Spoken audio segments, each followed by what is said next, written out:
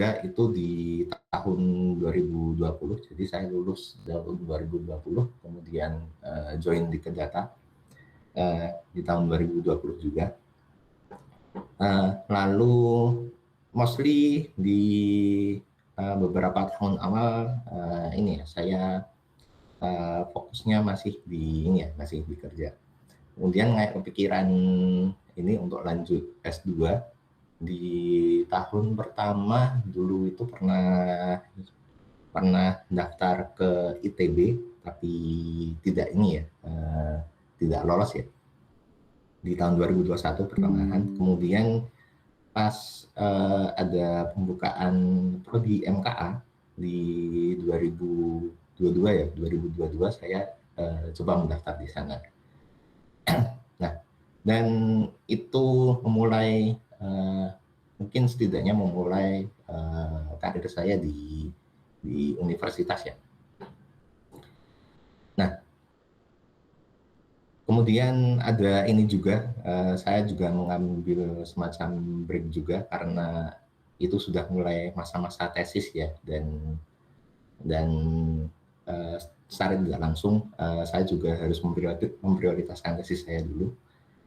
Tapi di sisi lain, selama di kuliah S2, saya juga mengambil beberapa proyek dengan dosen ya, mainly sama Bu Yunita. Nah, itu. Jadi yang kelihatan banget mungkin di sekitar sini ya. Jadi pas itu ada proyek sama Bu Yunita dan beberapa dosen dari teknik industri. Itu kami coba eksplor terkait gimana sih narasi kebijakan iklim itu di cover oleh media di Indonesia. Nah, itu mostly kalau di ilmu computer science kita akan implement beberapa teknik NLP seperti topic modeling, seperti itu. Dan extend dari situ ada riset tambahan dengan Bu Yunita juga yang itu membawa saya bisa conference ke Jepang, seperti itu. Oke, nah dari situ dari mungkin kayak pengalaman saya dan bagaimana saya melihat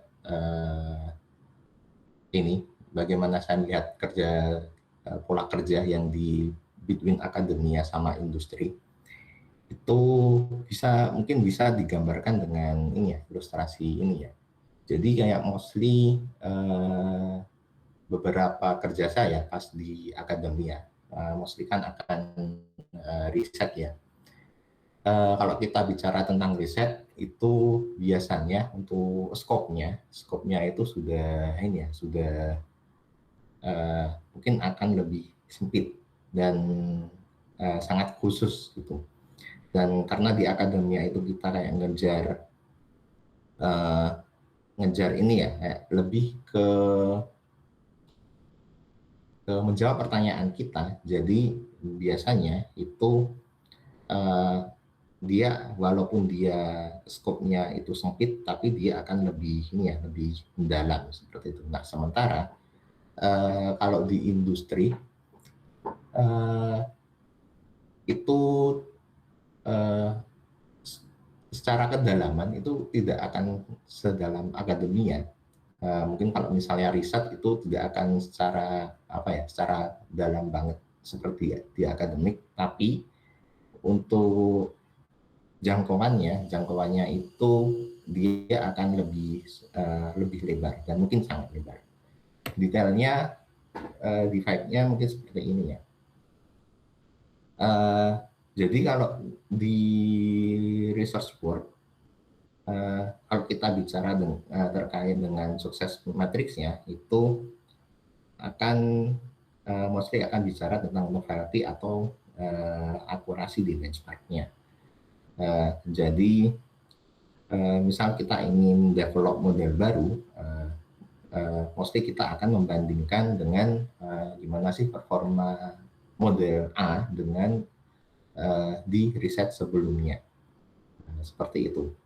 Nah, tapi kalau misalnya kita akan bawa model ini ke industri, itu apakah model ini bisa memberikan business value seperti itu, atau apakah dia sudah solving problem yang ada di industri seperti itu. Kemudian kita bicara tentang ini ya, tentang data nature ya. Mostly kalau kita riset itu biasanya kita akan menggunakan ini ya, dataset benchmark ya, yang mana mostly dataset benchmark itu sudah clean, sudah ini ya, sudah bersih dan sudah tertata ya, dalam artian bisa langsung diakses seperti itu. Namun di sisi lain kalau kita bicara di industri, datanya akan sangat noisy ya. Ini salah satu ada pengalaman sih. Salah satu klien kami adalah di rumah sakit ya. Bagaimana kita bisa rumah sakit tersebut itu kalau dia ingin mengimplement AI di sistem informasi rekam medis mereka. Nah, salah satunya adalah gimana riwayat pasien, riwayat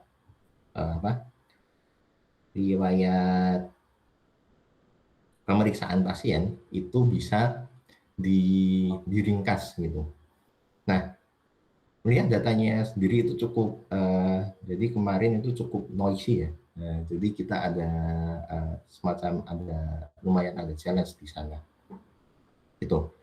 Kemudian dari constraint, kalau misalnya di research work itu lebih batasannya mungkin lebih ke computing power, mungkin fasilitas yang tersedia. Tapi di industri mungkin dia akan lebih ke budget gitu. Lalu terkait dengan fokus di riset itu kita mostly akan fokus dengan metodologi. Makanya kenapa scope di riset itu cukup sempit ya. Namun kalau di industri fokusnya lebih ke use case, apakah model ini cukup sudah solving di use case mereka seperti itu, dan lebih ke practicality. Kemudian terkait dengan pace ya, pace ini saya nangkapnya lebih ke seberapa update dan terpapar dengan perkembangan AI, dan mungkin ini agak subjektif juga. Yang saya rasakan dulu ini mungkin pas saya develop salah satu produk kami ya, tentang dokumen summarization. Nah, di dokumen summarization dan Q&A. Nah, itu saat awal-awal kemunculan ChatGPT ya, ChatGPT di tahun 2022 akhir dan 2023 awal seperti itu. Nah, dari situ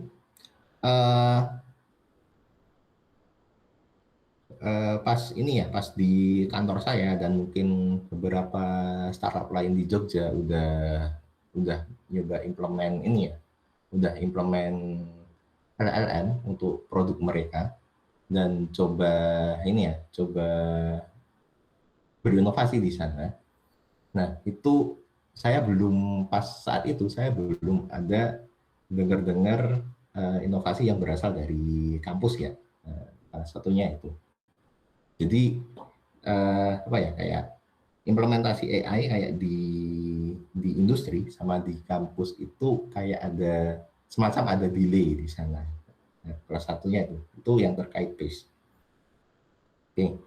kalau eh, kita ini ya, kalau mencoba melihat POV antara research sama industri, mungkin use case-nya kita coba ambil ini ya, coba ambil RAG ya.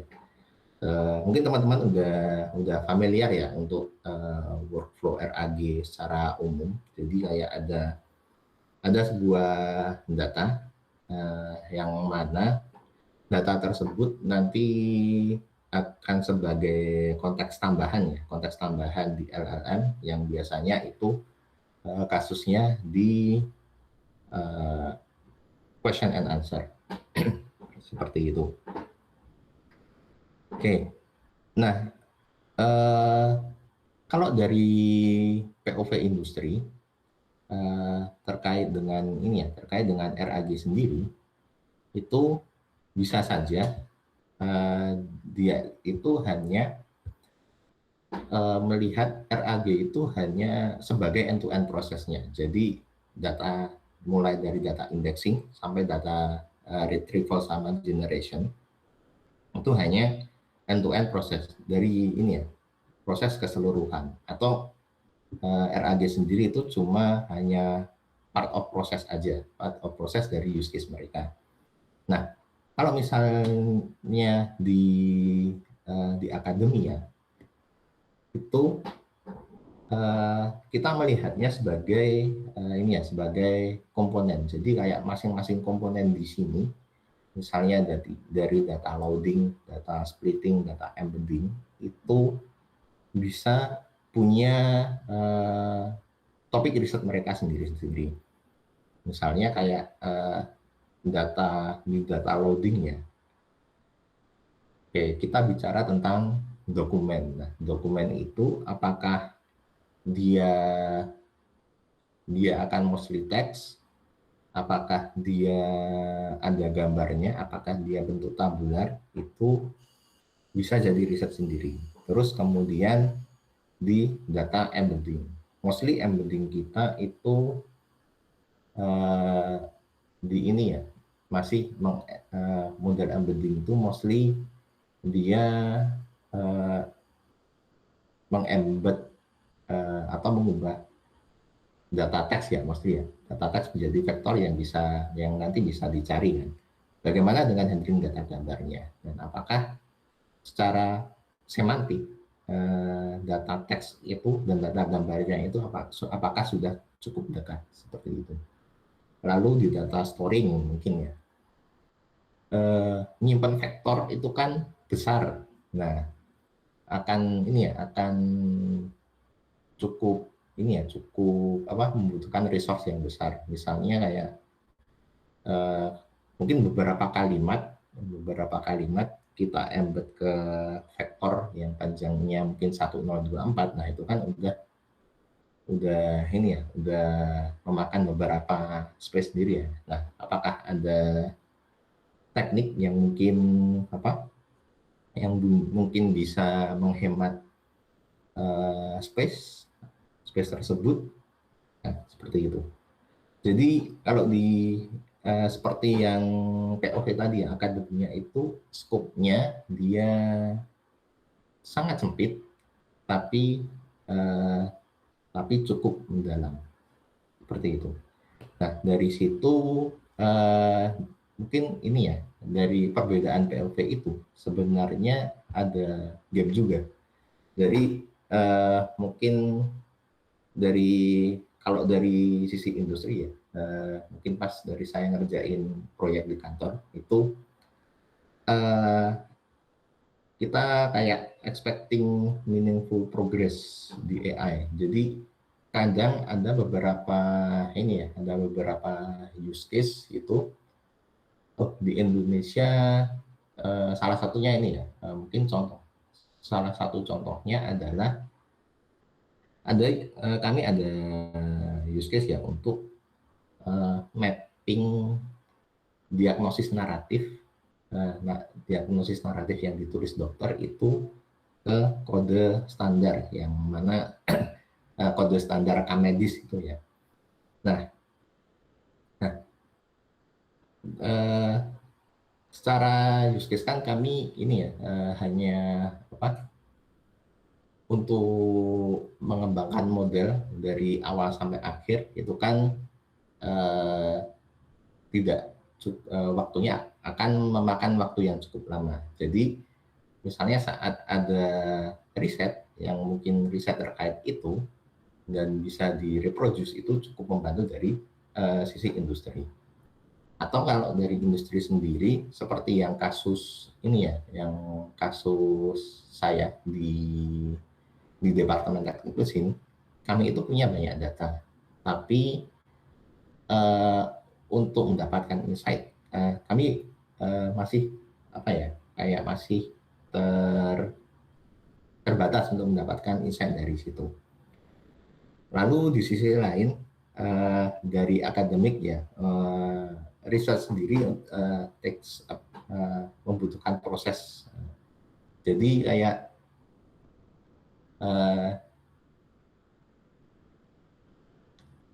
dalam proses riset sendiri itu kan akan ada banyak ini ya, akan banyak trial dan error ya. Nah, jadi di situ ekspektasi yang di industri yang mungkin expecting ada progress, tapi di akademia itu kayak ini, oke kita ada progress itu ya, tapi prosesnya itu cukup lama seperti itu. Nah, kemudian mungkin salah satu ini ya, salah satu yang saya temukan dari di akademik dan sama di industri juga kalau misalnya kita mau ini ya, kita mau develop model sendiri adalah salah satunya adalah benchmark data ya.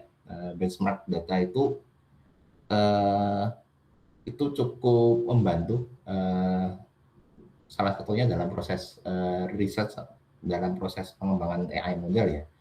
Itu kita seberapa bagus model yang kita develop kalau dibandingkan dengan data benchmark.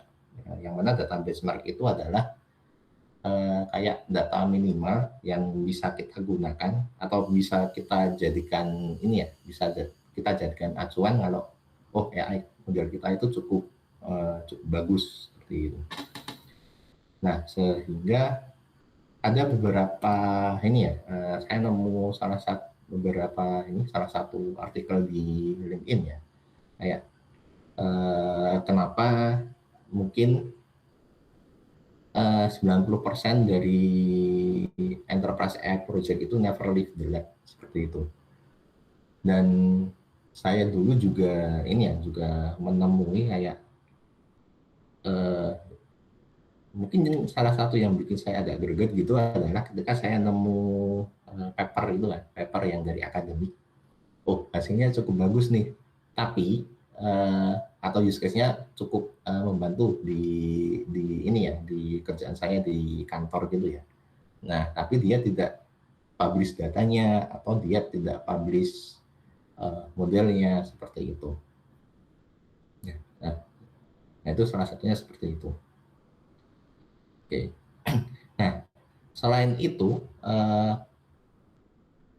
kenapa ini ya? Kenapa beberapa dari ini ya, dari enterprise AI project ini, kenapa modelnya itu tidak bisa leave the lab? Itu mungkin ada beberapa pertimbangan. Nah, ini salah satunya adalah ekspektasi ya. Apa sih yang what to expect dan consider ketika model teman-teman itu dideploy.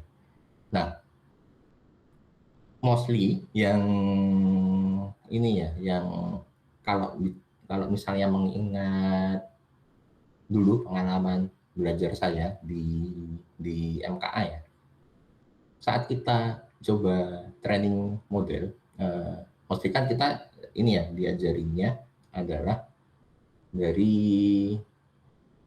ini ya, dari gimana cara pemrosesan datanya, kemudian gimana ekstraksi fiturnya.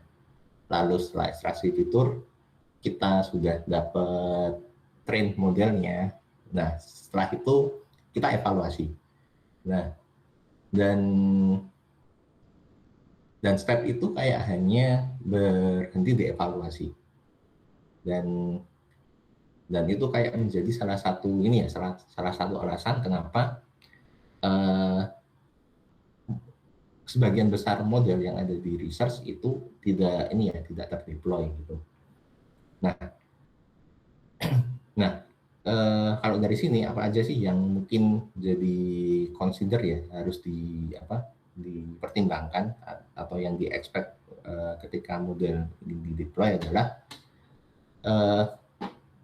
kita akan ini ya, kita akan deploy model ini di mana gitu kan. Oke, ini di pekerjaan ya, di pekerjaan terutama di kantor dan mungkin sebagian juga di lab, itu kita kadang menemui beberapa constraint ya, beberapa ini constraint yang mana model ini tuh bagusnya di deploy di mana. Nah, terkait dengan di mana model ini di deploy itu biasanya ada di tiga ini ya, di tiga tempat ya. Ada yang ini kita bisa deploy model kita di cloud, yang mana itu adalah ini ya, biasanya cloud service seperti Amazon Web Services atau GCP, Google Cloud Platform, atau kita di on-premise. On-premise itu adalah jadi kayak klien kita itu punya infrastruktur sendiri yang dia manage sendiri itu, dan ada yang di edge device. Nah, masing-masing di sini itu ada pros and cons-nya ya. Seperti kalau misalnya di cloud di sini karena sifatnya itu kayak semacam langganan, jadi semua infrastrukturnya itu fully managed. Jadi kita tidak akan memikirkan infrastruktur awal ya. Misalnya kalau kita butuh sebuah VM atau virtual machine itu ya, atau server yang untuk nge-host LLM dan perlu GPU di sana, kita bisa langsung ini ya, langsung subscribe di AWS seperti itu. Kita nggak perlu nyiapin atau beli GPU dulu atau rakit komputer dulu seperti itu. Kemudian PSU kita cuma gunain sesuai yang kita butuhkan dan cukup fleksibel dalam hal model size ya. Misalnya model kita kecil, kita bisa sewa resource yang kecil. Tapi kalau misalnya model kita cukup besar, itu kita bisa ini ya, sewa yang lebih besar. Nah, cost-nya di sini adalah menyewa GPU itu cukup membutuhkan dana yang banyak ya. VM dengan GPU itu membutuhkan dana yang banyak. Dan karena biasanya cloud itu dia antara dia sewa itu dihitung secara bulanan, dan kalau misalnya kita mau develop atau langganan sebuah service, misalnya ada yang menyediakan API untuk LLM, itu kan dia hitungnya adalah based on request atau resource. Nah, dari situ mungkin akan isunya di ini ya, high cost subscription ya. Jadi kita mungkin kita tidak leluasa, misalnya kita mau pakai ini ya, pakai atau subscribe LLM ya, yang mana dia subscription-nya itu berbasis request. Nah, otomatis kan kita tidak leluasa ya membuat request di sana. Kemudian salah satu cons-nya adalah isu terkait di kedaulatan data. Ini ada sedikit insight ya terkait yang saya dapatkan dari proyek patogen tracker ya. Nah, di proyek tersebut itu kan rencananya adalah itu akan diimplement di beberapa negara di Asia Tenggara ya. Nah, di Asia Tenggara. Nah, namun data patogen atau data sequence ini adalah data yang cukup sensitif, yang mana masing-masing negara itu dia punya aturan tersendiri terkait gimana atau memastikan data tersebut itu tidak keluar dari wilayah negara tersebut. Nah, kalau misalnya kita mau nyimpan di cloud, mungkin kayak ada ada semacam trust issue, apakah data ini dia akan keluar, misalnya data sequence di Indonesia, apakah dia akan keluar di luar wilayah Indonesia atau tidak. Nah, salah satunya itu. Nah, atau kita bisa pakai cara yang kedua, yaitu dengan on-premise. Nah, on-premise ini biasanya salah satu klien atau perusahaan itu dia akan invest di infrastructure. Jadi dia akan setup server sendiri dengan hardware sendiri, yang mana itu dikelola di jaringan sendiri. Yang on-premise ini biasanya adalah klien-klien kami dari rumah sakit ya. Dari rumah sakit, yang mana mereka ingin mengimplementasi AI di proses bisnis mereka.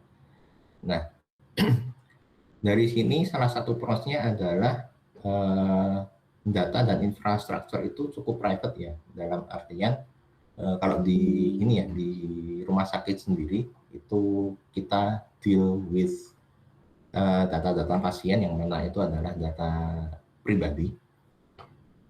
Kalau misalnya kita ingin implement LLM di sana, itu mengusahakan bahwa data tersebut tidak keluar dari jaringan. Nah, makanya dari beberapa kasus kami itu ada mereka yang invest di server untuk bisa running LLM secara lokal seperti itu. Kemudian salah satu pros-nya itu adalah mungkin kalau dibandingkan cloud dia less fleksibel ya, tapi masih still manageable untuk terkait dengan model size dan model update seperti itu. Lalu untuk cons-nya di awal pasti akan keluar akan keluar cost banyak untuk terkait setupnya. Nah, tapi di sisi lain karena LLM-nya itu bisa bisa dijalankan secara lokal. Jadi selain datanya itu juga private dan tidak keluar dari jaringan rumah sakit tersebut, secara request bisa dikatakan unlimited seperti itu. Tuh. Maksudnya yang lain kalau misalnya di on-premise adalah perlu manage network, electricity, dan yang lain-lainnya seperti itu. Lalu di skenario lain adalah kita bisa host model kita itu di edge device. Edge device ini bisa katakan kayak misalnya di embedded system, misalnya kita punya CCTV. Nah, di CCTV itu kita kasih model kita seperti itu. Prosesnya adalah fully private data, dan modelnya itu bisa kita, jadi ini kalau misalnya kita berhubungan dengan data sensitif ya, misalnya kayak data jantung atau data kesehatan. Nah, dia akan datanya dia tidak akan transfer raw data keluar dari device tersebut. Jadi Salah satu plusnya di sini adalah data transmission friendly karena kita tidak perlu ini ya, kita tidak perlu transfer raw data yang mana kalau sensor data itu cukup ini ya. Kalau kita di latensi itu akan bermasalah juga dan secara apa? Secara bandwidth-nya kalau misalnya kita akan send apa? Kita akan transfer raw data itu juga cukup besar. Jadi kita bisa proses raw data tersebut di edge device dan hanya eh, transmisikan yang perlu-perlu aja seperti itu. Namun cons-nya karena di edge device itu resource-nya akan terbatas, dan ada butuh skenario lebih ya untuk terkait dengan model update-nya seperti itu. Itu beberapa ini ya, beberapa kasus yang kita temukan ya. Kadang ada ini klien yang oke kalau misalnya kita di host di cloud, atau ada klien yang itu modelnya harus di on premise gitu kan. Lalu ada skenario juga modelnya itu harus di ini ya, harus di deploy di device seperti itu. Lalu terkait dengan problem yang akan di-solve ya, sebenarnya problem yang akan di-solve ini ada beberapa pertimbangan ya. Sebenarnya apakah problem yang di-solve ini mereka akan butuh AI banget atau enggak, atau cuma beberapa rule based aja. Kemudian datanya itu seperti apa, apakah data yang terstruktur atau yang tidak terstruktur. Kemudian di problem itu apakah dia perlu LLM, misalnya kayak ini ya, misalnya kayak mapping diagnosis naratif dokter ke kode standar gitu ya, kode standar di rekam medis gitu. Nah sebenarnya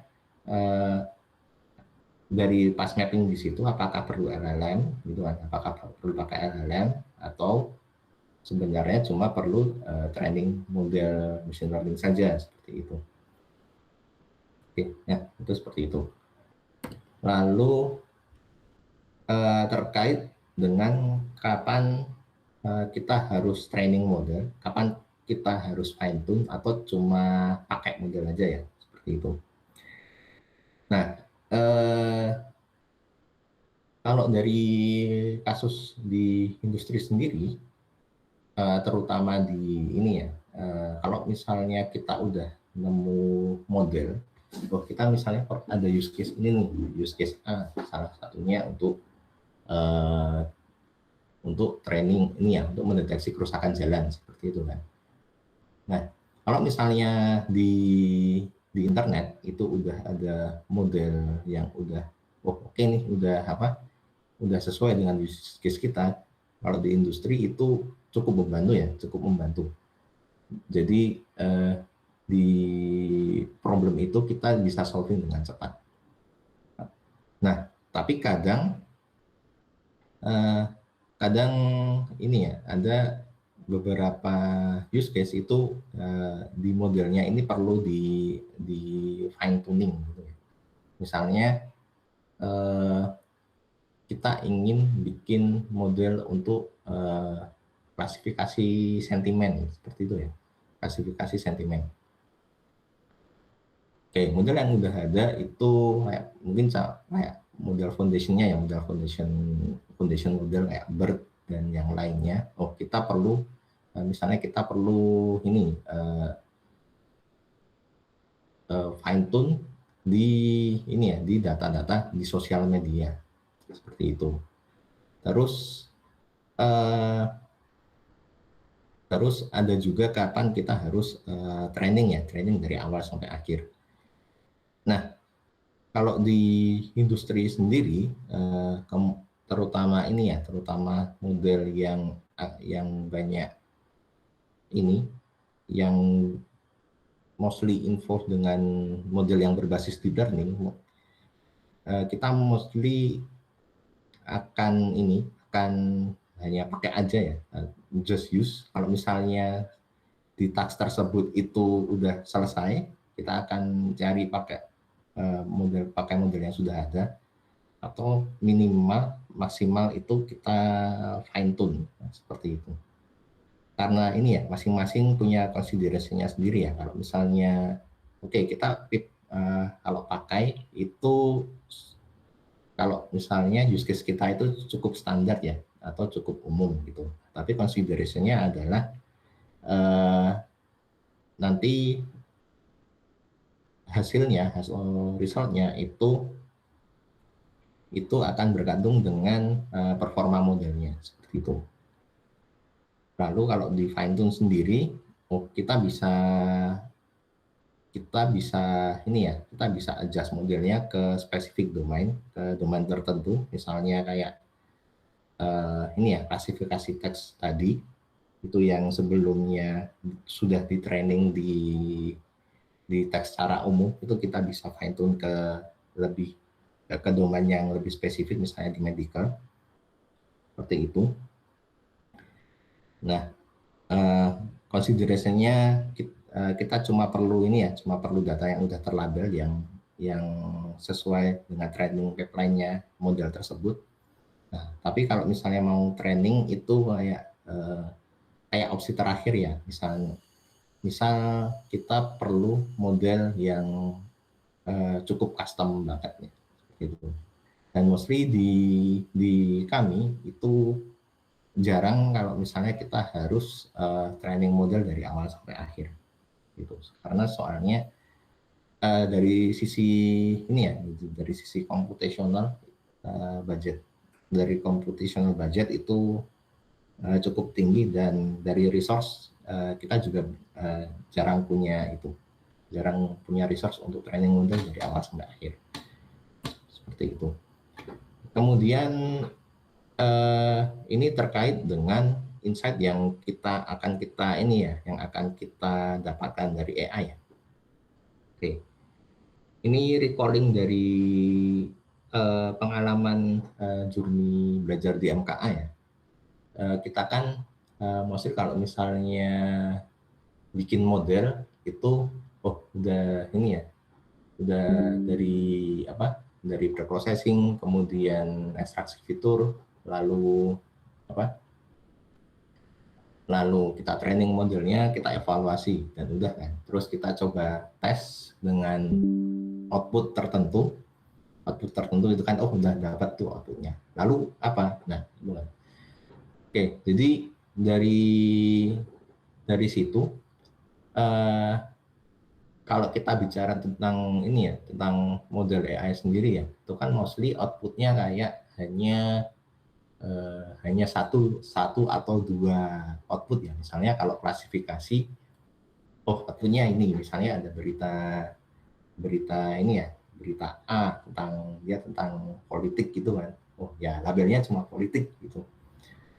Dan kita cuma dapat satu output itu. Nah, dari situ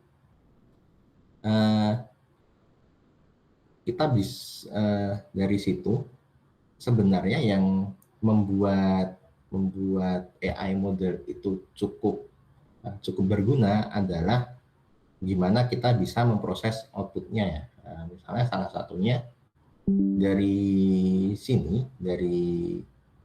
mungkin kayak kita coba training model deteksi kerusakan jalan.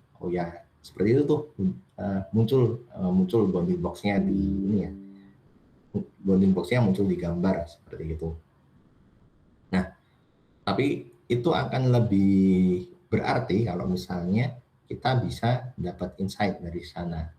Misal proporsi kerusakan jalannya semuanya itu berapa. Kemudian dalam satu segmen itu yang jenisnya yang jalannya berlubang itu ada berapa kilometer. Nah, dari situ. Nah, insight ini itu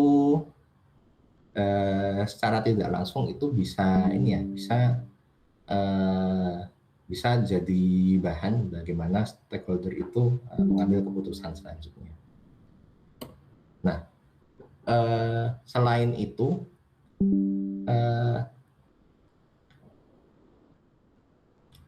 di ini ya, ini kalau kita bicara tentang output model. Nah, output model itu dia akan apa? Dia akan lebih bermakna kalau misalnya ada cerita di sana ya. Itu. Jadi di akhir misalnya kayak kita udah dapat model ini nih, dapat hasil ini. Kemudian dari situ kita dapat visualisasi seperti ini. Misalnya kan contohnya seperti ini ya. Ini salah satu contoh hasil topik modeling dari berita-berita. Oke, kita dapat distribusi topik word score-nya dari masing-masing isu ya, misalnya kayak air pollution, itu dia ada di Jakarta, pemerintah Jakarta, kualitas udara di Jakarta, dan seterusnya. Nah, yang membuat output dari AI itu meaningful dan salah satunya adalah dari visualisasinya, dan dari visualisasi tersebut itu kita bisa kita bisa coba translate menjadi bisa kita translate menjadi cerita seperti itu.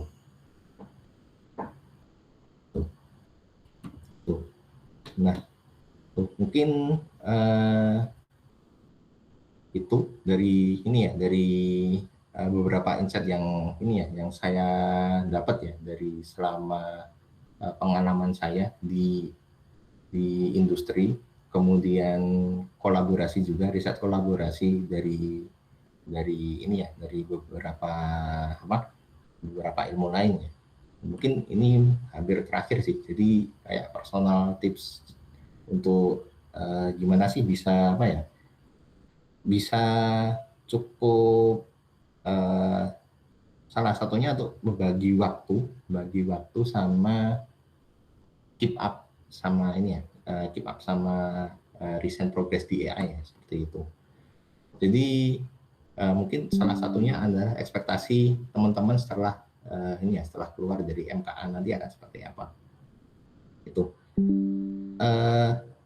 salah satunya adalah kalau kita bisa menjadi T-shape atau cone-shape engineer. Nah, T-shape itu apa?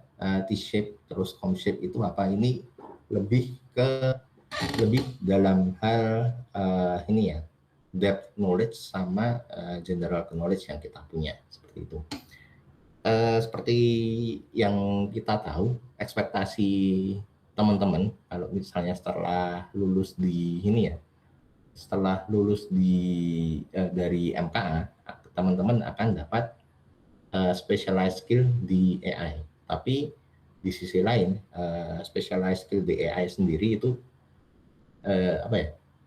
kita tidak bisa berdiri sendiri, gitu ya. Seperti yang saya recall tadi, output dari AI itu akan lebih bermakna kalau misalnya ada cerita di sana. Nah, dari situ kita juga perlu akuisisi knowledge yang lainnya. Jadi misalnya spesialisasi kita di AI, kita bisa training AI, kita bisa training model AI, kita bisa kita bisa tuning dan menghasilkan model AI yang cukup akurat seperti itu. Nah, tapi di sisi lain model kita itu harus keluar dan harus dimanfaatkan. Nah, makanya kita juga perlu akuisisi skill lain di luar bidang AI ya, seperti itu. Nah, dari situ. Ini salah satu tips selanjutnya ya. Jadi kenapa kita harus acquire skills di luar bidangnya karena adalah uh, model kita yang model ini ya, model yang kita develop selama kuliah atau selama riset kita kan, atau mungkin di tesis kita, setidaknya itu harus keluar dari lab kan. Nah, akan biar bisa berguna itu setidaknya harus dikeluarin tuh dari lab seperti itu. Nah, dan beberapa skills yang akan kepake di luar ini ya, di luar hal-hal yang teman-teman pelajari di EA adalah salah satunya beberapa ini ya, kayak misalnya API development, di mana kita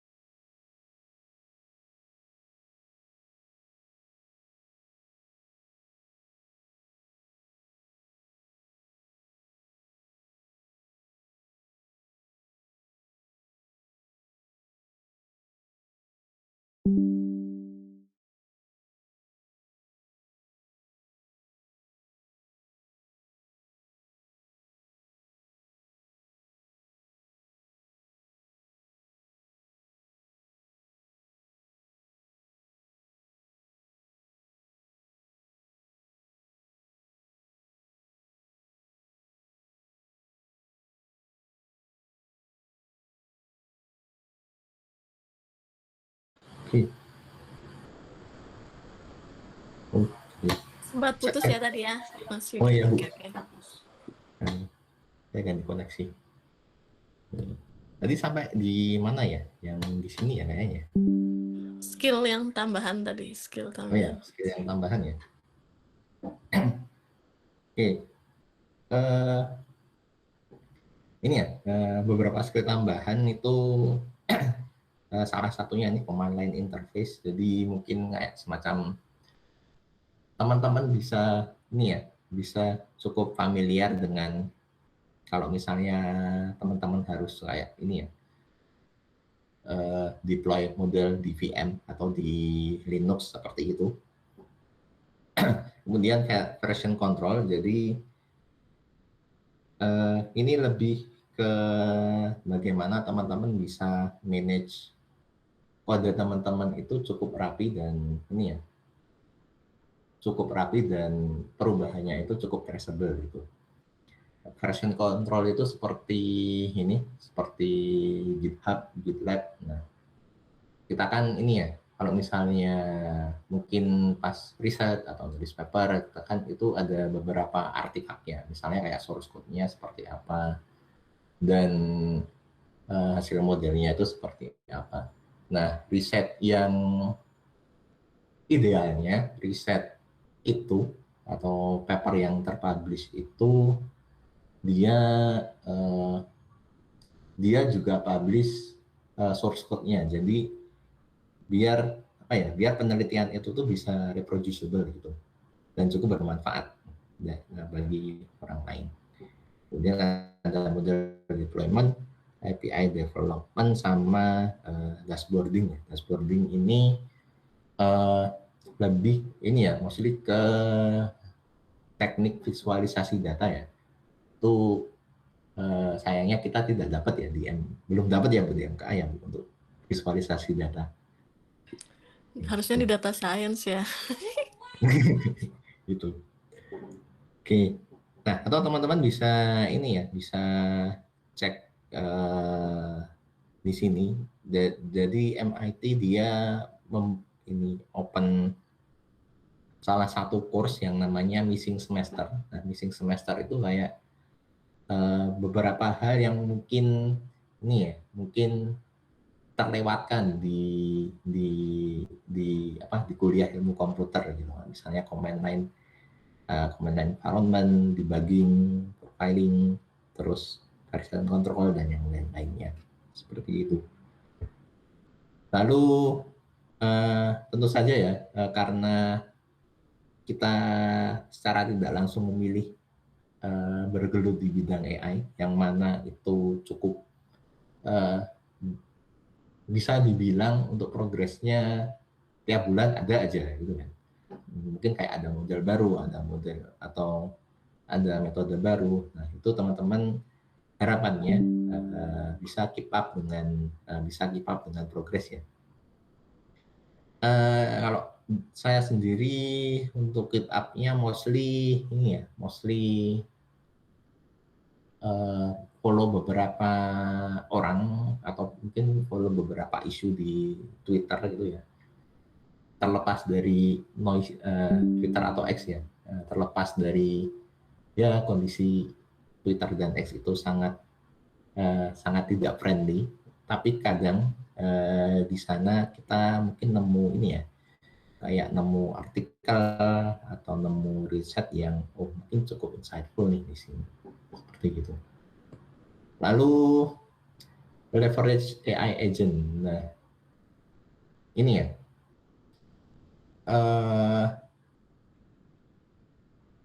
mungkin kalau dalam perkembangannya kita tidak ini ya, kita mungkin tidak bisa kita akan terpapar ini ya, akan terpapar dengan AI agent ya, misalnya kayak Gemini atau ChatGPT atau yang lainnya, seperti itu. Jadi somehow kita harus cukup ini ya, cukup terbuka untuk leverage AI agent, mungkin untuk salah satunya untuk membantu ini ya, untuk membantu pekerjaan atau studi kita ya, karena mungkin beberapa model itu juga cukup bagus, untuk discussion. Tapi di sisi lain, ketika kita mau coba ini ya, mau coba leverage AI agent atau coding agent itu, jangan itu kan kayak misalnya outsource tenaga kita ke AI ya. Nah itu usahakan itu jangan outsource your thinking. Jadi kayak cara berpikir kita atau pola berpikir kita saat kita ingin saat kita ingin mungkin dalam mode belajar gitu kan. Dalam mode belajar kan kita ingin kayak ini ya, understand atau mengerti hal itu secara dalam ya. Nah itu usahakan jangan terlalu banyak pas mode itu. Jadi kayak mungkin yang hal-hal cukup receh atau yang hal-hal lainnya yang mungkin kalau dilakukan manual itu akan takes time. Nah itu teman-teman bisa leverage AI agent. Tapi on the other hand ya ini ya, never outsource your thinking ya. Jadi pas proses berpikir teman-teman itu jangan di outsource ke AI, seperti itu. Tuh ini terakhir sih, there's always life outside the screen ya. Jadi walau ekspektasinya kalau kita keep up dengan AI, kita harus ini ya, kita harus produktif, kita harus mungkin keep up dengan progresnya, tapi somehow istirahat itu juga produktif ya, karena ya somehow itu produktif karena dengan istirahat pun mostly kita kita ada jeda berpikir gitu kan, kita ada jeda waktu. Nah dari jeda itu kita punya energi kembali dan kita bisa lanjut ke work item berikutnya, seperti itu. Lalu ini tentang work life harmony atau work life balance. Kalau dari saya sendiri, karena secara tidak langsung saya juga bekerja di dua hal, di akademik sama di di industri juga. Dan mungkin untuk kalau bicara tentang balance agak sulit juga ya, agak sulit karena untuk memisahkan mungkin karena kayak ini ya, learning AI atau exploring AI itu kayak sudah jadi, ada beberapa orang yang kayak sudah menjadi part of life dan memisahkannya itu cukup sulit. Jadi kita bisa choose untuk di work life harmony ya. Jadi oke, itu tidak terpisahkan, tapi dari situ mungkin kita bisa ini ya, kita bisa mengharmonikan ya antara di kerjaan sama di kehidupan. Oke, itu mungkin sharing singkat dari saya. Jadi terima kasih teman-teman, semoga ini ya, semoga teman-teman bisa dapat insight ya, dan mohon maaf apabila masih belum terlalu terstruktur untuk materinya. Jadi oke, demikian teman-teman dari saya. Terima kasih. Assalamualaikum warahmatullahi wabarakatuh. Ya, makasih Mas Yuda ya. Oke. Ya. Banyak insight ya saya rasa yang didapatkan. Mungkin nih kita open pertanyaan ya, kira-kira dari rekan-rekan ada yang bertanya, monggo. Boleh. Oh ya, tuh ada yang tanya. Oke, tunggu dulu. Dua. Satu lagi atau ya udah tadi kepencet apa bukan tuh ya Mas? Oh ya, ya udah, oke Mas. Panggilannya lupa. Mas Barik ya atau Mas? Iya. To file.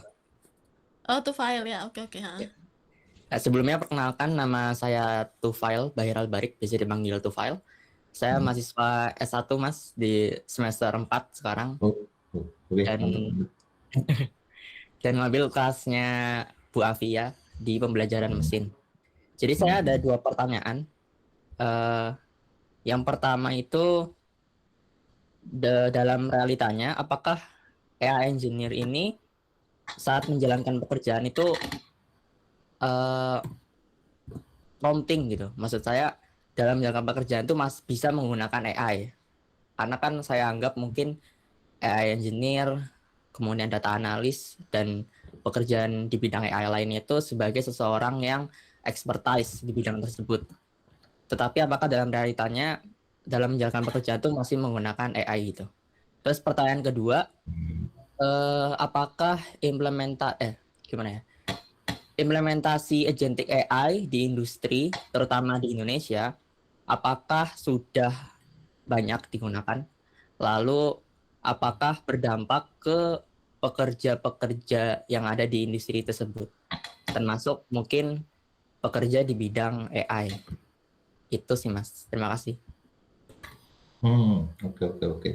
Oke, yang pertama mungkin sambil recall ya tadi ya, kalau misalnya aku lupa jawab ya. Oke, yang apakah AI engineer akan ini ya masih prompting ya? Iya sih, kalau jujur saya juga ini prompting ya, karena seperti ini. Kalau secara role, saya secara role kan AI engineer, itu mostly di pekerjaan saya itu nggak cuma ini ya, nggak cuma develop model AI, tapi juga membungkus model AI tersebut agar bisa dipakai. Salah satunya adalah via ini ya, via API. Nah, dari kalau misalnya apakah prompting ya, karena itu ini ya, salah satunya cukup membantu saya kalau misalnya ini salah satunya proses di developing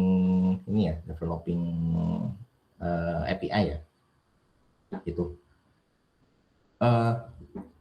salah satu hal yang agak takes time di developing API itu adalah bikin routing gitu ya. Jadi kalau di workflow saya itu saya bisa yang pertama itu kayak eksperimen dulu. Mostly saya akan eksperimen di Jupyter Notebook seperti itu ya. Jupyter Notebook flow-nya kurang lebih seperti ini. Nah, saat saya ingin mungkin kayak ini ya, lebih ke misalnya contohnya adalah flow ini ya, flow training gitu kan. Flow training atau pas saya bikin pipeline AI yang agak custom gitu, end to end outputnya udah dapat prosesnya dan saya perlu evaluasi. Nah, kadang pas training atau evaluasi itu cukup makan waktu ya. Kalau misalnya saya jalankan di Jupyter Notebook, itu dalam tanda kutip tidak bisa ditinggal. Nah, jadi salah satu prompting yang saya gunakan itu biasanya adalah nge-convert flow eksperimen saya yang di Jupyter Notebook itu atau flow pipeline saya itu ke kode Python yang mana nanti itu bisa saya jalankan di VM ya. Saya dapat VM ya, VM khusus untuk menjalankan AI ya. Nah itu. Jadi mostly kayak ini di pipeline-nya itu masih saya pikirkan sendiri untuk end-to-end prosesnya. Nah, tapi pas saya ingin mengubah pipeline tersebut ke bentuk lain, itu saya bisa outsource ke AI seperti itu. Nah, selain itu yang cukup membantu sih karena ini ya, kalau misalnya kita butuh script, misalnya kayak bash script gitu ya, bash script untuk menjalankan pipeline tersebut dan biar bisa jalan terus dan ditinggal di VM gitu kan. Nah, itu biasanya saya juga generate dari AI seperti gitu. Gitu. Jadi karena ini ya, kalau di saya sendiri convert pipeline itu ke bentuk bentuk lain itu cukup takes time, dan bikin bash script itu cukup takes time. Nah itu saya bisa outsource tenaganya ke AI seperti itu. Lalu terkait ini ya, implementasi agentic AI ya. Kalau implementasi agentic AI mostly di sini itu saya use case-nya masih masih di produktivitas ya. Jadi kayak beberapa teman saya atau beberapa teman gitu sama CTO saya itu juga mereka juga mesti implement agentic untuk coding ya. Salah satunya itu misalnya untuk pembuatan tools internal misalnya untuk tracking isu dan yang lain-lainnya itu mereka bisa bisa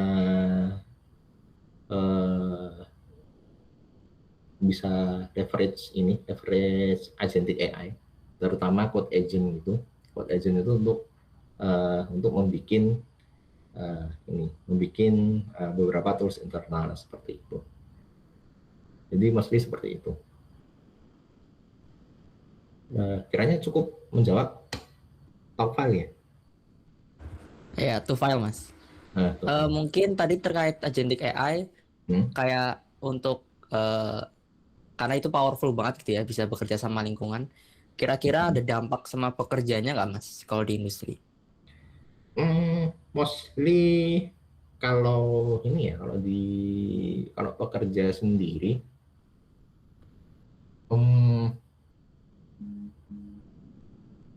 kalau bicara tentang dampaknya ya, kalau di produktivitas kita akan terbantu ya akan terbantu tuh produktivitasnya, bisa kayak shipping lebih cepat gitu kan. Nih. Tapi di sisi lain tuntutannya juga tinggi. Salah satunya itu misalnya kan kayak ini ya, karena mungkin karena ada agentic AI, jadi kayak CTO itu kan yang mana sebelumnya itu mostly deals with business process gitu ya, business process. Jadi mereka mulai ngoding lagi gitu. Mereka mulai ngoding lagi. Tuh. Kemudian karena mostly yang di ini ya, challenge-nya sih ini, challenge-nya karena beberapa mungkin kayak CTO sama CEO mereka mulai ngoding lagi dan bisa leverage agentic AI, terus dan beberapa senior developer juga itu ini juga mulai leverage AI juga.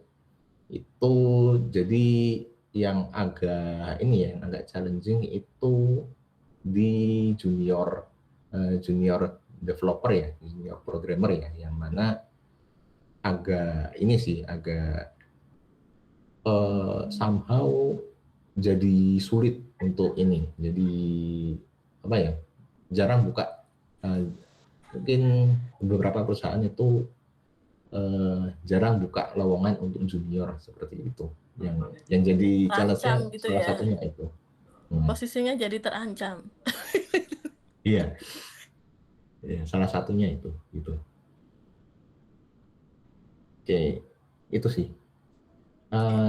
Tipsnya mungkin ini karena ini ya. Kalau dari pengalaman saya tadi kan, karena selama kuliah di S2 itu saya juga involved di project itu, jadi mungkin teman-teman juga ini sih akan sangat disarankan untuk bisa involved di proyek-proyek kolaboratif itu ya, entah mungkin dari dosen atau Bu Afia mungkin membuka tawaran gitu kan, tawaran atau dosen-dosen lain gitu. Itu kalau bagi saya itu cukup jadi leverage ya setelah saya lulus ya. Jadi saya nggak cuma cerita tentang ini ya, selama kuliah belajar apa aja itu kan, terus tesisnya gimana, tapi saya juga bisa cerita selama kuliah saya riset, kolaborasi dengan teman-teman di teknik industri, kadang teman-teman di Visipol juga, itu seperti itu. Oke, baik, makasih Mas Yuda ya. Mungkin ada lagi nih yang dari mahasiswa MKA atau MKOM harus diwakili. Mas Tufa udah ya. Ya mungkin ada kekhawatiran itu loh Mas Yuda ya, seperti yang kita sering dengar gitu ya, isu-isu bahwa wah nanti udah nggak perlu lagi nih jurusan ilmu komputer atau jurusan ini gitu ya. Tapi sebenarnya dengan adanya AI gitu ya, mungkin jadinya kompetensi yang dibutuhkan lebih ya, tidak hanya programming tapi bisa melakukan audit ya nggak? Maksudnya kan Iya, sebenarnya Bu. kita sekarang udah pakai agentic AI, gampang coding mah udah gampang ya, bikin training model. Anda nggak ngerti machine learning, yang tanya aja langsung ke Gemini Ya, atau Bu, pakai cloud itu challenge-nya. ya. Pakai cloud itu kan juga langsung berapa, nggak lebih dari 15 menit udah jadi gitu ya.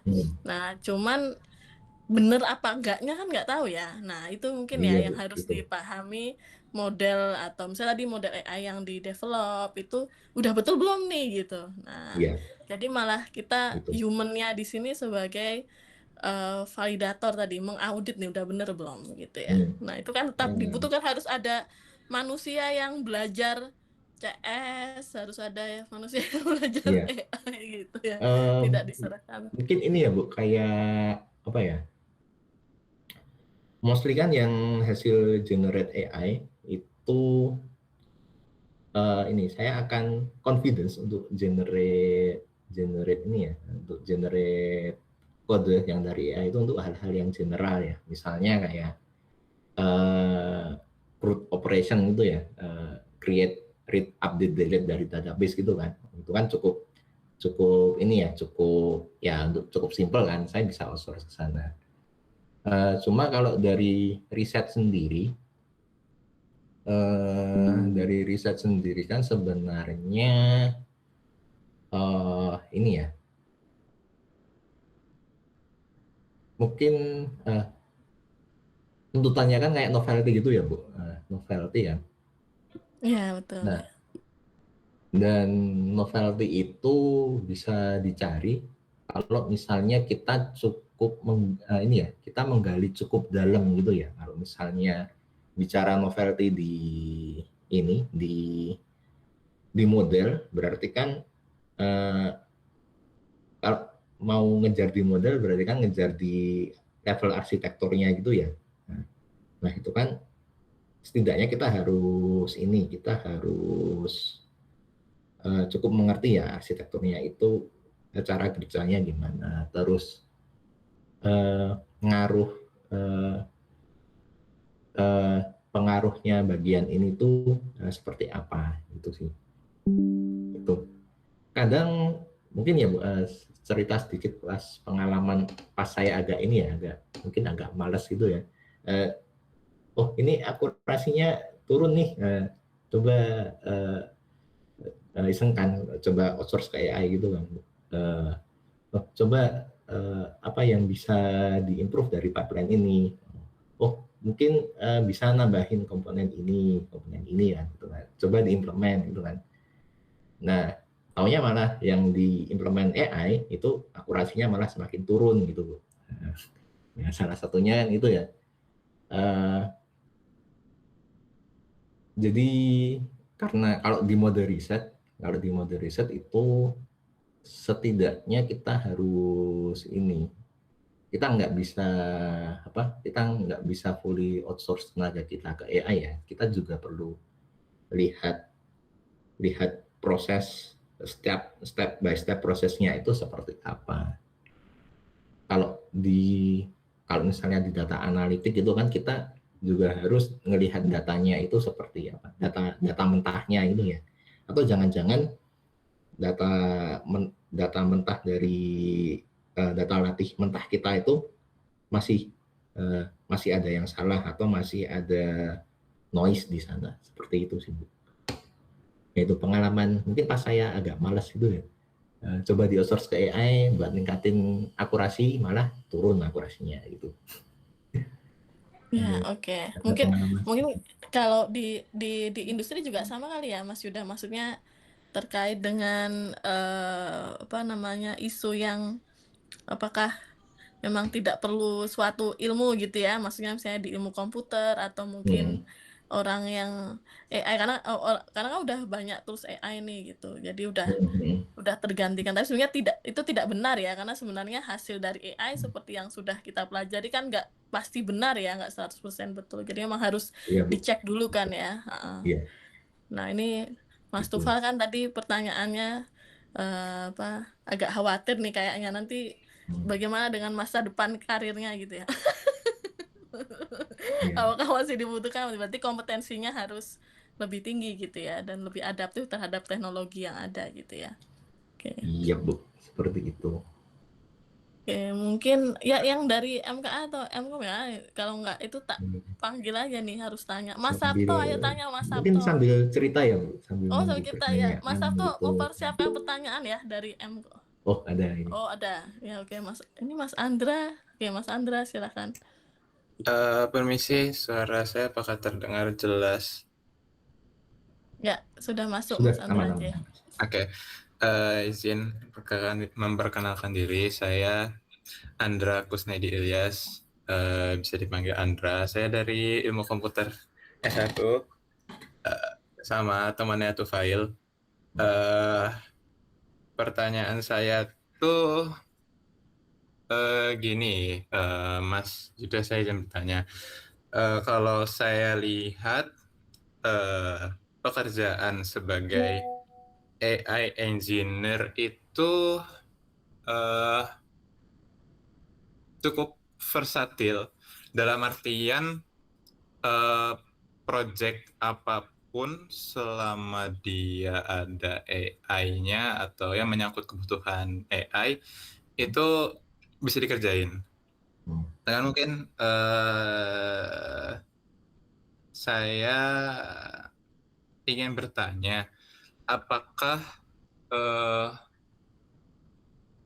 apakah Matter terkait misal pengetahuan dalam bidang tertentu di luar komputasi yang ketika ingin kita mengerjakan suatu project, misalnya ketika mengerjakan project di bidang atau ya industri bidang kesehatan, itu apakah sebagai seorang engineer pengetahuan terkait kesehatan tersebut atau di field tersebut itu Matter kita pegang juga, atau mungkin ya kita sebagai engineer ya yang penting kita lihat data gitu loh. Oke. Ya mungkin itu tadi kesehatan, mungkin ada di bidang ya industri kan banyak lah ya bidangnya begitu. Itu pertanyaan saya. Terima kasih. Oke. Berarti ini Mas Andra, prodi apa ya Mas Andra? Tadi Ilmu komputer S1, Bu. ini oh, kayaknya S1 kuliah juga ya. tamunya S2 Oke. kok ini yang tanya S1 semua, Bu. Nah iya ini kok mana nih Mas S2-nya? Oke. Ini Ini berarti pokoknya nanti Mas Sabto tanya lo ya. Mas Sabto tanya. Ntar Mas Yuda nih tak kasih tugas dulu. Mas Sabto tanya. Kalau enggak yang mewakili. Terus dari MKA saya minta tolong Mas Nur Huda tanya ya. Atau yang mewakili ya. Oke udah. Aduh. Oke, berarti ini lebih ke domain knowledge ya, Mas Andra ya. Jadi apakah ini ya, domain knowledge itu penting pas kita desain AI untuk kasus tertentu ya, misalnya kayak di kesehatan atau di bidang lain ya. Kalau di sini kalau apa ya, kalau bicara penting atau nggak penting itu cukup penting tapi apa ya, kita tidak nggak harus kayak apa, nggak harus fully tahu terkait bidang itu, tapi setidaknya kita dapat minimal ini ya, minimal knowledge untuk kita eksekusi di use case itu. Kalau boleh cerita ada 2 use case sih. Berarti misalnya kayak di bidang kesehatan ya. Di bidang kesehatan itu ini ya, salah satu pengalaman saya kan mapping diagnosis naratif dari ini ya, diagnosis naratif dari dokter ke salah satu standar ya, Nah, kalau kita bicara tentang ini, sistem informasi kesehatan atau ini ya, atau proses pengkodean rekam medis itu nanti journey ini ya, kalau misalnya journey teman-teman pas di rumah sakit ya, di akhir itu teman-teman tuh akan dapat ini, akan kayak dapat diagnosis gitu ya. Nah, diagnosis itu sudah terstandar. Kalau di Indonesia sendiri kita pakai standar yang namanya ICD-10, ICD-10 ya. ICD-10 tuh. Nah, apakah kita harus paham isi ICD-10 tersebut itu enggak, tapi kita bisa setidaknya tahu gimana ini ya, teman-teman di rekam medis itu nge-mapping diagnosis itu seperti apa, seperti itu. Jadi kita tidak harus tahu secara keseluruhan tentang domain ini ya, domain lain tersebut. Tapi kalau misalnya kita bisa tahu, kita bisa kita bisa develop model yang lebih sesuai. Nah, bicara tentang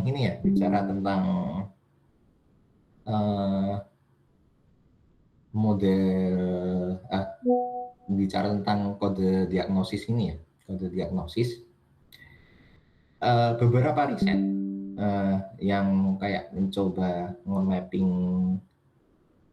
misalnya kayak ringkasan rekam medis itu kan, ringkasan rekam medis ke kode ICD-10 ya, itu karena mungkin ini ya, mereka tidak terlalu mengetahui domain knowledge di medical coding ya, itu treatnya kayak orang computer science. Jadi ini kan ada teks nih, kemudian ada kode ICD. Nah, bisa kan kita treat aja nih kayak teks, klasifikasi teks seperti itu kan. Nah itu. Jadi kalau misalnya kita nggak dapat konteks di domain knowledge itu, dan mungkin kita treatnya itu terlalu seperti orang computer science, itu juga agak rawan sebenarnya, jadi malah kita tidak solving problemnya di sana, tapi mungkin malah nambah problem baru di teman-teman rekam medis gitu ya, salah satu contohnya seperti itu. Jadi di domain knowledge itu cukup penting, dan tapi ini ya, setidaknya saat kita tahu domain knowledge itu, kita bisa kita bisa memberikan solusi yang pas ya, entah itu bisa solving solusi secara keseluruhan, mungkin kita kayak ngetik diagnosis naratifnya itu langsung ke mapping ke kode yang benar, atau kita bisa membantu prosesnya. Misal di diagnosis itu, pas ngetik diagnosis, kita bisa kasih rekomendasinya seperti itu. Jadi di domain knowledge itu cukup penting.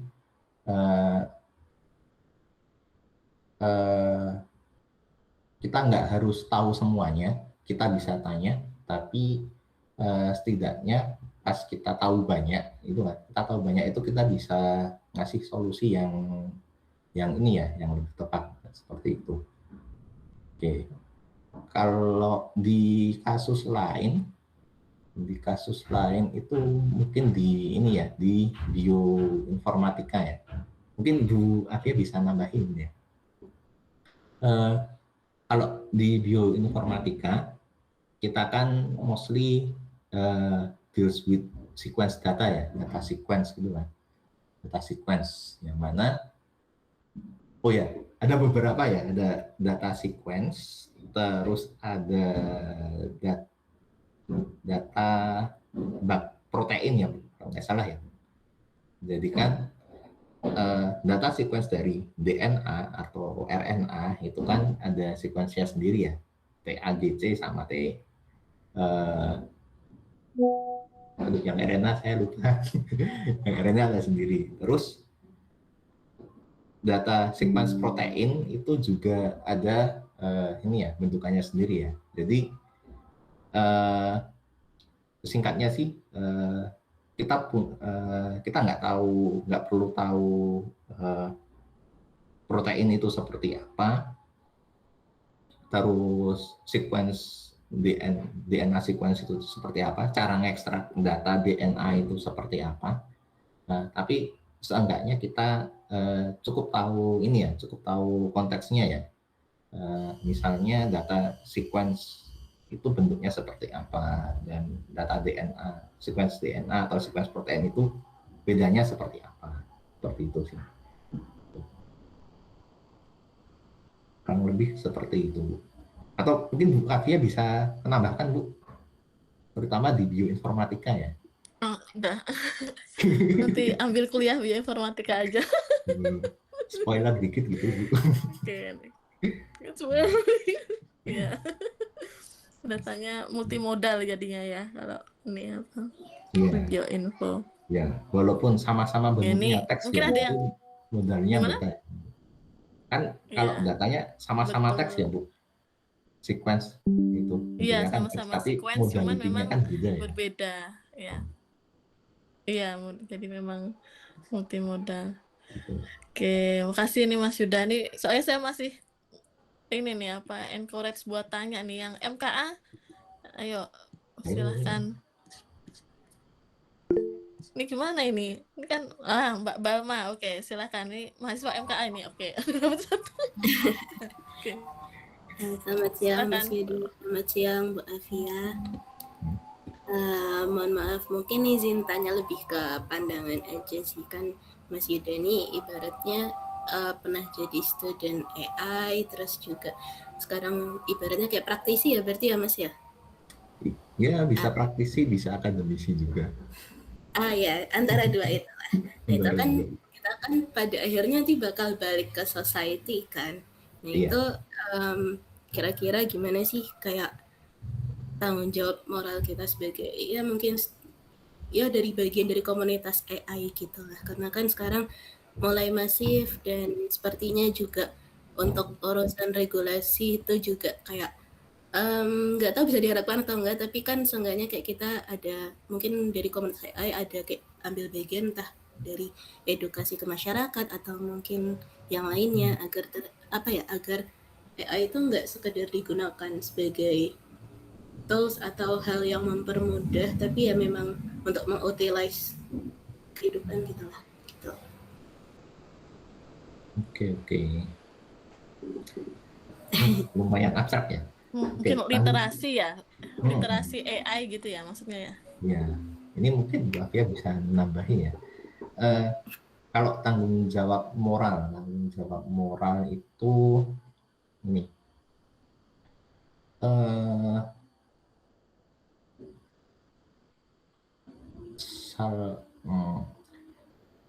Kalau ini ya, selama di kuliah, teman-teman kan ini ya akan dapat ini ya, dapat ilmu ya. AI itu seperti apa, terus cara kerjanya itu seperti apa. Misalnya kayak AI yang diskriminatif sama yang AI generatif itu kan, setidaknya teman-teman tahu kan cara kerjanya itu seperti apa itu kan. Nah, dari situ ini ya, salah satunya itu adalah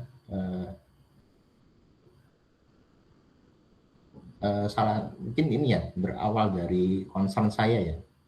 Terms AI itu kayak mulai cukup di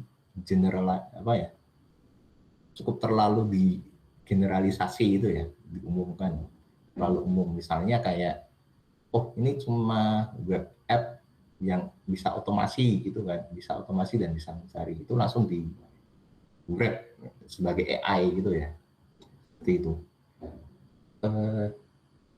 Mungkin kalau dimulai dari sendiri itu, kalau dari saya sendiri ya, saya mungkin mencoba untuk tidak langsung terlalu mengeneralisir agen gitu ya, atau AI gitu ya. secara umum. Itu biasanya saya langsung nyebut use case-nya atau metodenya gitu kan. Misalnya kayak oh ini nih ada AI yang bisa tahu mau makan di mana atau mau buat beli apa. Biasanya saya langsung nyebut itu sistem rekomendasi gitu kan. Instead of ini ya, dibandingkan pakai terms yang mungkin cukup umum, misalnya AI atau algoritma Instagram, biasanya saya langsung nyebut, saya masih mencoba, dan langsung nyebut sistemnya, misalnya langsung sistem rekomendasinya, atau sistem pencariannya, seperti itu. Tuh.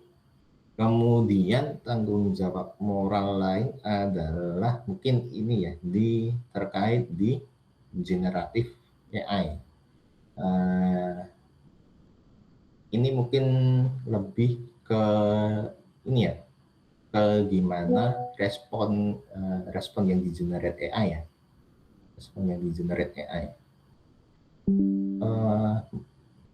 teman-teman mungkin bisa ini ya, salah satunya adalah bisa spread awareness ya, untuk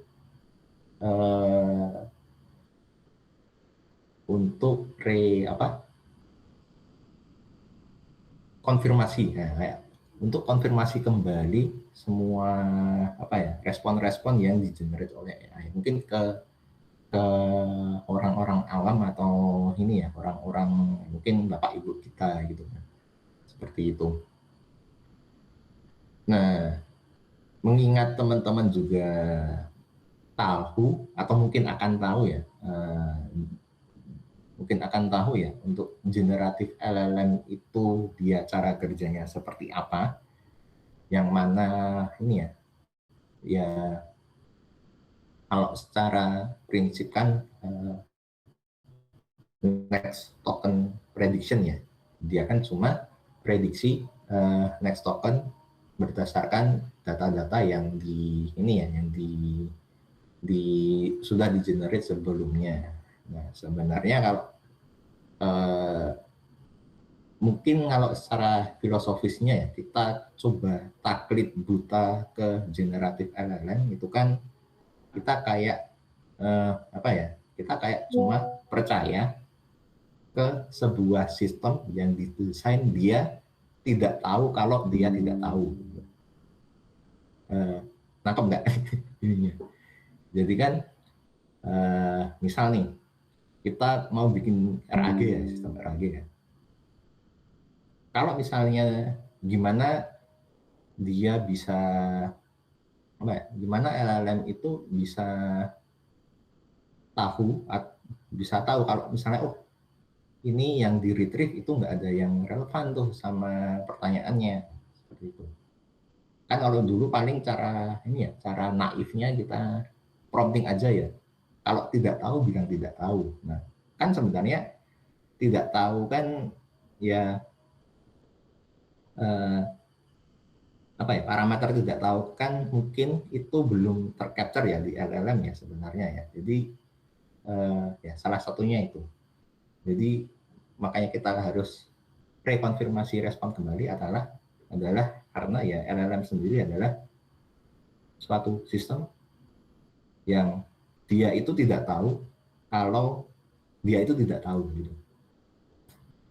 Mungkin seperti itu. Oke, terima kasih Mas Yuda buat jawabannya.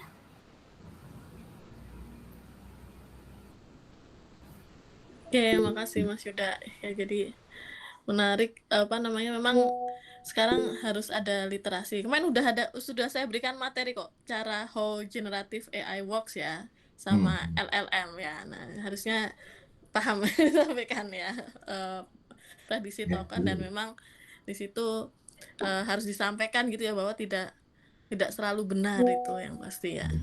Termasuk anak saya sukanya kalau ngerjain ke Gemini ya. Ngerjain PR. Aduh, bahaya ini. Never outsource the thinking, Bu. Oh gitu, tapi waduh, agak bahaya itu. Keenakan enakan nanti, bukan keenakan ya, Iya. cara reasoningnya jadi berkurang nanti. Oke, tadi Mas Sabto udah raise hand ya. Oke Mas Sabto, ya. Tadi Mas Sabto ngeprank ini jangan. Oke, makasih Mas Sabto. Ya, silakan Mas Sabto. Selamat siang saudara-saudara, Bapak dan Ibu. Mungkin saya hendak bertanya, kemungkinan kurang relevan pertanyaan saya ya, karena pertanyaan saya sudah diambil orang tadi. Mungkin saya akan tanya mengenai lingkup dari industri pekerjaannya Mas narasumber ini. Mungkin Mas bisa ini apa pendapat Mas mengenai kondisi industri pekerjaan AI ini secara spesifik mungkin seperti di perusahaannya Mas, bagaimana mungkin kebutuhannya atau mungkin bagaimana demand kebutuhan pekerjaannya.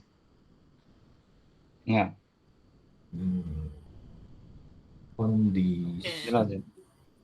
Ya, jelas. Boleh Kondisi indis ekonomi, Mas Yuda. Enggak deh. Ya, itu Mas ya. Sabto ini Terima dari kasih untuk bantuan. ini Mas Sabto backgroundnya S1-nya matematik ITB ya. Nah, jadi from mathematician to computer scientist ini ya. Oke. Jadi Mungkin Mas Yuda. cukup mantap tuh Mas. Udah ini ya, udah cukup di matematikanya kan cukup kuat ya. Jadi boleh tuh. Saya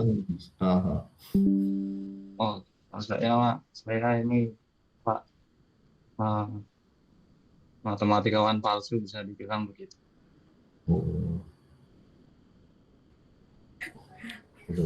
Maksudnya pindah ke S tuh sepertinya ada sesuatu dengan matematika ya Mas Sabto ya. Enggak bercanda ini Mas Sabto ya, Anda mendengarkan. Oke, langsung aja Mas Yuda ya. Ini suka bercanda di kelas aja Mas Yuda. Oke.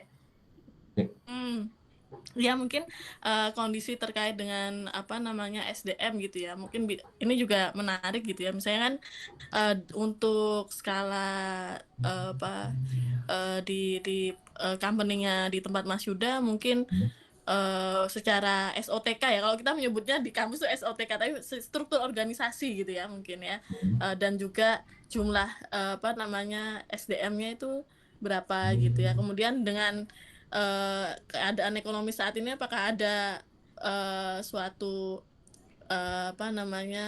perubahan kondisi gitu ya, karena ekonomi kayak gini kan cukup banyak yang layoff juga ya Mas Yuda ya sekarang ya. Nah mudah-mudahan sih enggak ya, layoff dan sebagainya itu kita kan juga kasihan ya, bukan kasihan, astagfirullah, maksudnya prihatin dengan kondisi itu gitu ya. Nah kalau di tempat Mas Yuda gimana? Maksudnya ini untuk harus diberi optimisme gitu loh Mas Yuda gitu. Teman-teman di sini harus diberikan semangat dan optimisme bahwa it's okay gitu loh, maksudnya gitu. Ya. Gimana ya, Bu? Kalau di tapi proyek tetap jalan ya Mas Yuda, proyek tetap jalan ya, lancar. Ya, kontrak ya masih double lancar itu kan? Karena salah satunya indis ekonomi juga sih. Nggak masalah double job itu. Nah, kalau kondisi sendiri kami ini ya, perusahaan kami kan mostly fokusnya di ini ya. Kalau dulu kita sambil develop produk kita sendiri, produk kita di ini ya, di dokumen summarization ya. Kami juga ini coba ini ya, coba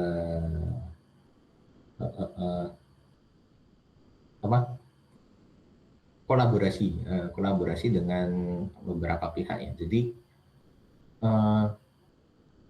mungkin kayak tipikal ini ya, tipikal kalau di startup di Jogja, selain fokus ini ya, selain fokus di produk mereka, kita juga dalam tanda kutip jadi software house ya, seperti itu. Jadi mostly itu sih kalau pekerjaan kita mostly kita develop tool internal sendiri, terus kita juga dalam tanda kutip software house ya, tapi untuk kerjasamanya itu bisa ini ya dari beberapa sektor ya, kadang dari government, kadang dari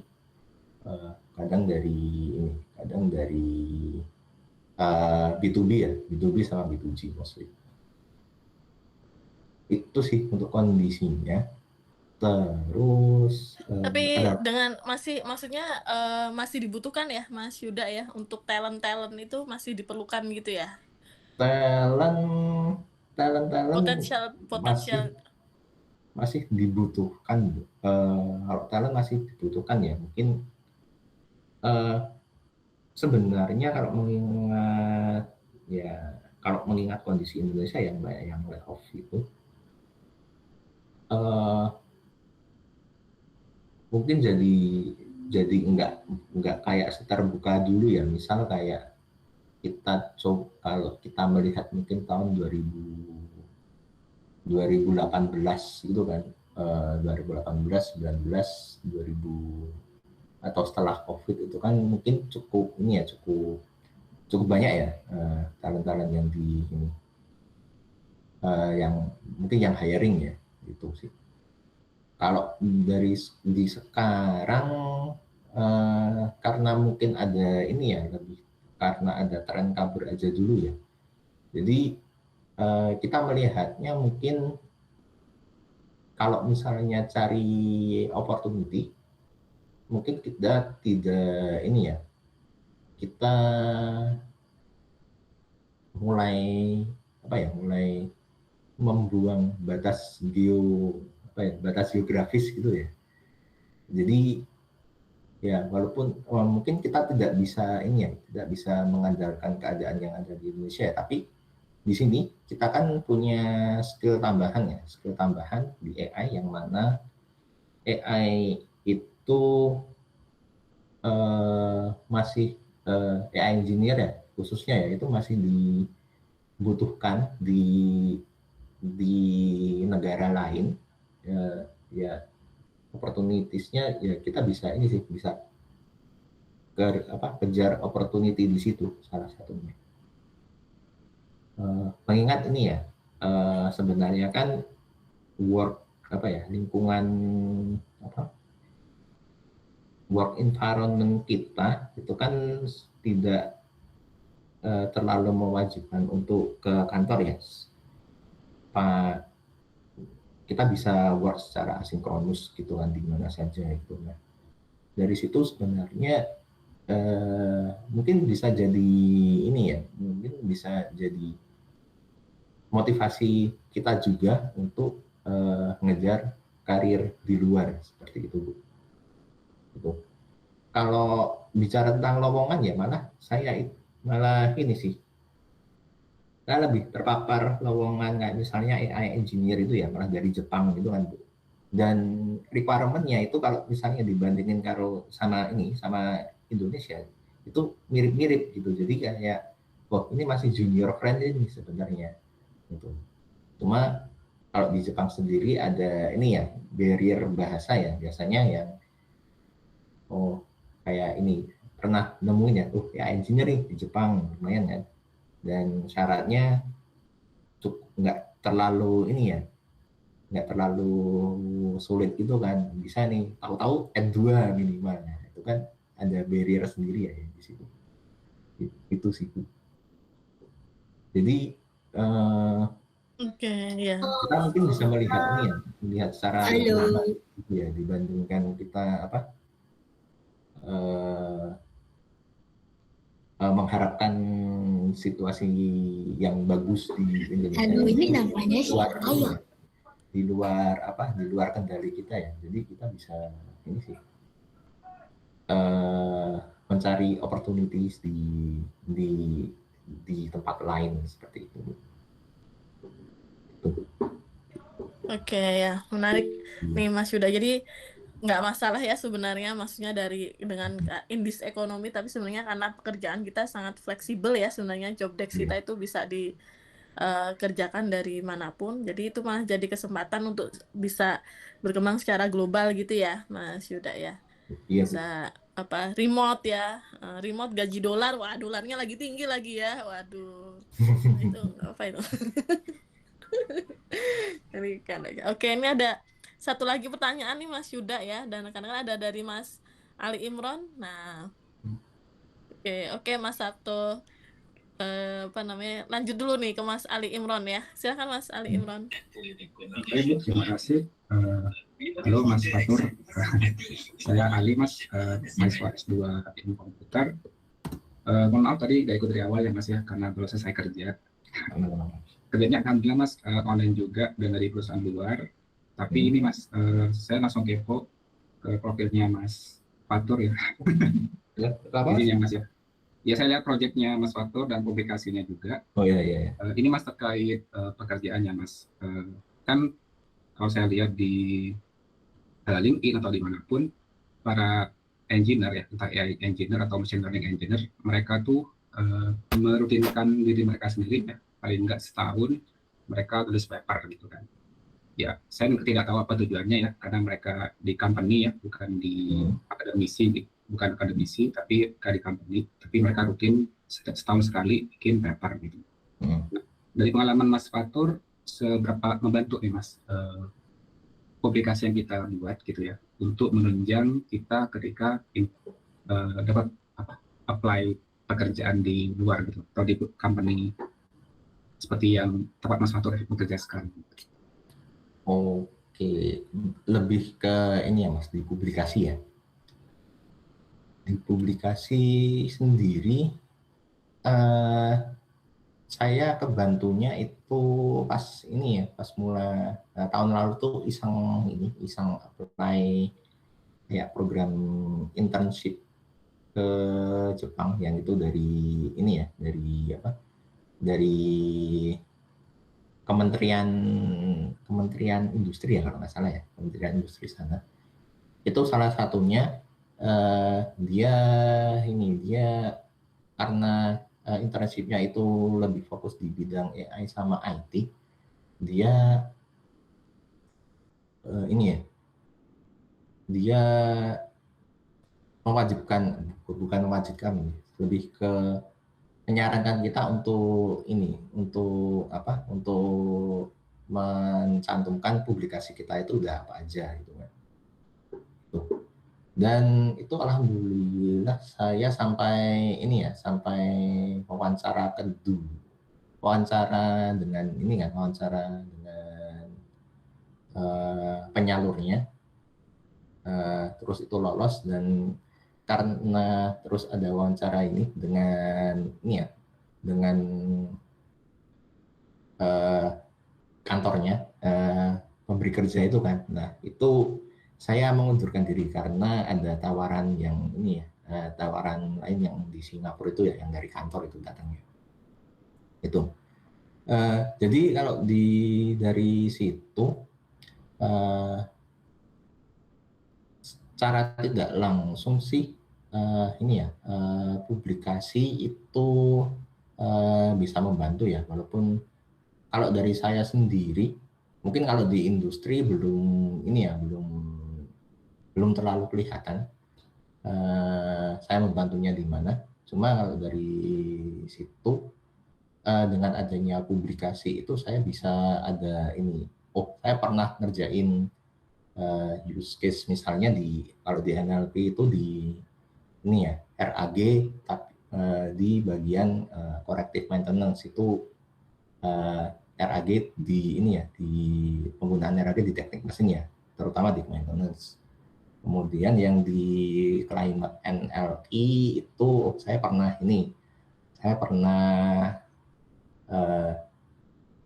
nyoba metode untuk zero shot classification, tapi yang entanglement based itu mungkin di akademia nanti cukup membantu ya. Misalnya kayak saya udah ada pengalaman conference itu kan. Saya udah ada pengalaman conference gitu. Kalau dari kuliah 3 kali kuliah sampai sekarang 3 kali presentasi ya, 2 poster 1 oral gitu, yang oral sama Bu Afia itu papernya juga kebetulan. Itu sih dari mungkin ini ya, untuk leverage-nya salah satunya karena kalau di luar misalnya salah satunya contohnya yang di ini ya, yang di internship yang di Jepang itu ya, karena mostly AI itu akan prosesnya akan mirip ke research ya, kayak kita develop model terus kita evaluasi model seperti itu kan, kayak bangun model itu kan skill riset itu sangat ini ya, sangat jadi pertimbangan ya, terutama kalau misalnya kita udah pernah publish paper itu, bisa dibilang kita pernah melakukan ini ya, develop model AI itu secara end to end. Jadi kita bisa ada pengalaman develop model untuk use case ini, terus kita bisa prepare datasetnya seperti apa, bentuknya seperti apa, kita bisa training modelnya itu seperti apa, desainnya, dan menjaga hasil modelnya itu tetap reproducible ya. Terus kita juga bisa bisa evaluasi dan memberikan analisa dari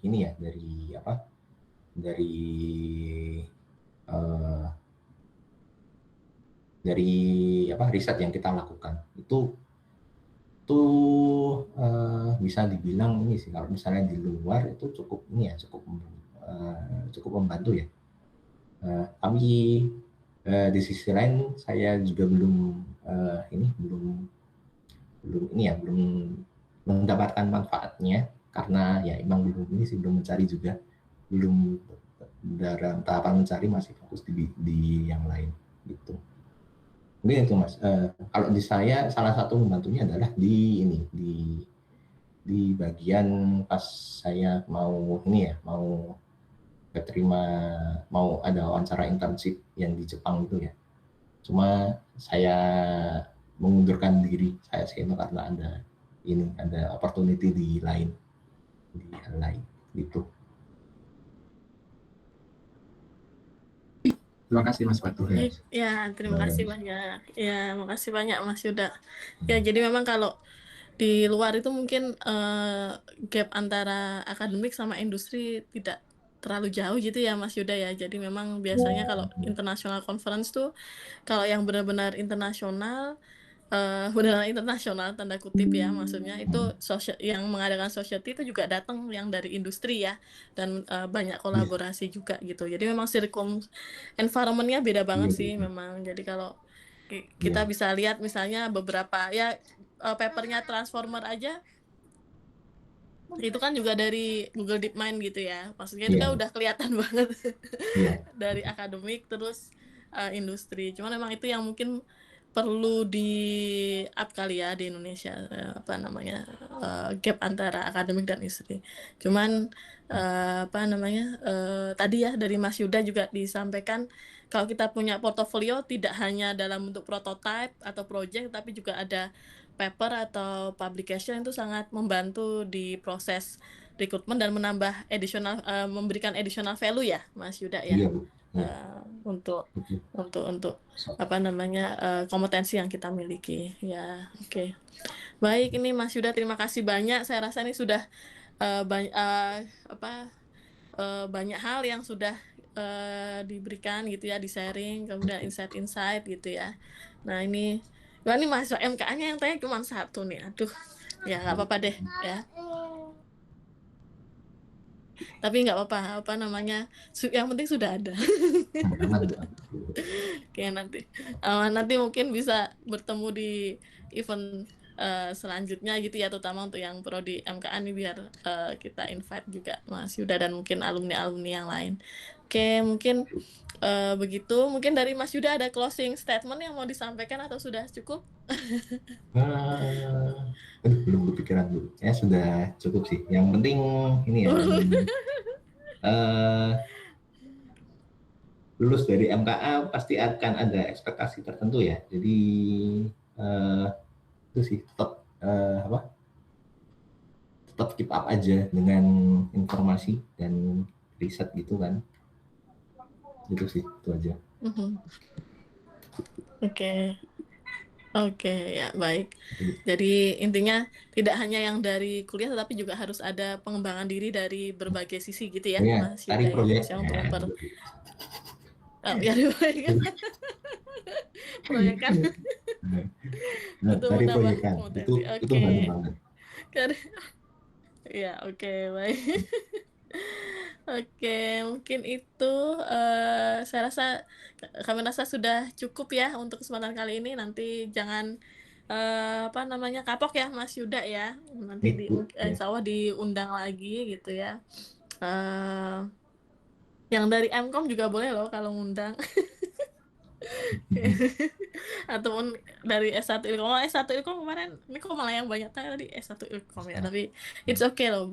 Terima kasih nih buat adik-adik di S1 ya sudah mempersiapkan diri sejak dini ya, baru semester 4 soalnya apa yang join yang S1. Oke, mungkin begitu dari saya. Terima kasih banyak Mas Yuda, terima kasih rekan-rekan. Nah, sebelum kita closing, ini saya closing ya, cuman kita foto dulu nih. Mbak Balma minta tolong ya untuk itu apa namanya, mungkin Mas Yuda bisa di stop screen.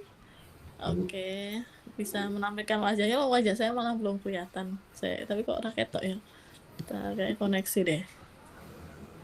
Mbak Balma minta tolong di organize buat foto ya. Oke, Bu. Ini mungkin untuk teman-teman yang memungkinkan buat open cam bisa open cam.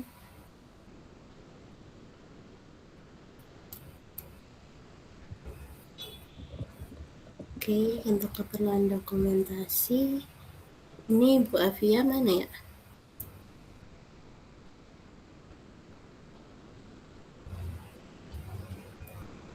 Sebentar, kita tunggu Bu Afia terlebih dahulu. Mana ya? Aku malah belum.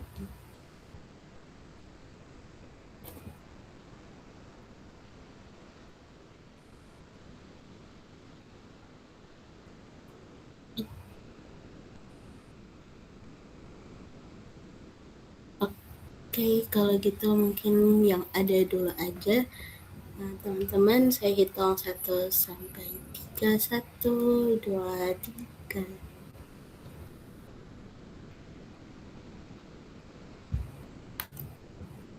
Bentar, sekali lagi. 1, 2, 3.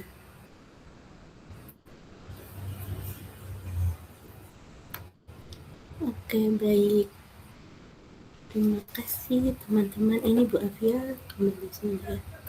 Udah ya, oke, maaf tadi koneksinya putus-putus. Sudah aman ya Mbak Palma? Sudah, Ibu. Baik. Oke, terima kasih banyak Mas Yuda dan rekan-rekan semua sudah menyempatkan waktunya di hari